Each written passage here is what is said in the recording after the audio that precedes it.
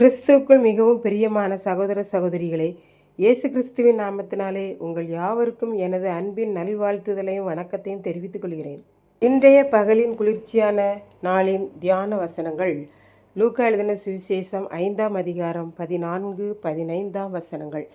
அவர் அவனை நோக்கி, நீ இதை ஒருவருக்கும் சொல்லாமல் போய் உன்னை ஆசாரியனுக்கு காண்பித்து, நீ சுத்தமானது நிமித்தம் மோசே கட்டளையிட்டபடியே அவர்களுக்கு சாட்சியாக பலி செலுத்து என்று கட்டளையிட்டார்.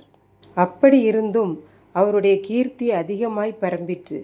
திரளான ஜனங்கள் அவருடைய உபதேசத்தை கேட்பதற்கும் அவராலே தங்கள் பிணிகள் நீங்கி சௌக்கியமடைவதற்கும் கூடி வந்தார்கள். குஷ்டரோகியின் குஷ்டரோகம் நீங்கி சுகமான உடனே அவனிடம் இயேசு, நீ சுகமானதை ஒருவருக்கும் சொல்லாதே.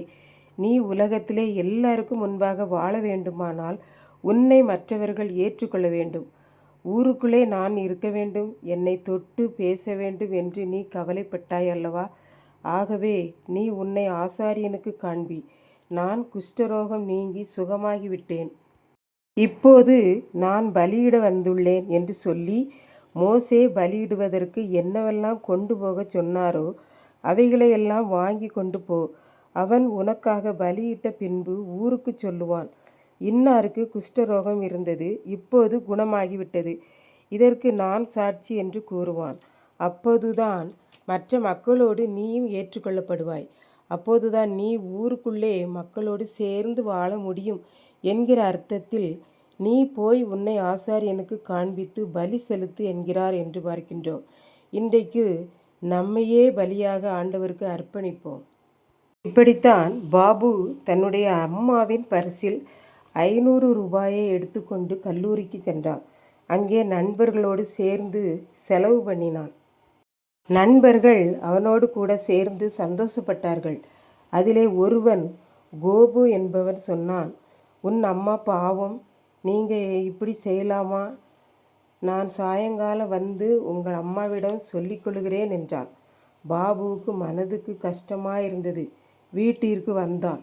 அம்மா 500 ரூபாயை காணவில்லை என்று பாபுவிடம் கேட்கும் முன்னதாகவே பாபு அம்மாவின் காலில் விழுந்தான். மன்னிப்பு கேட்டான்.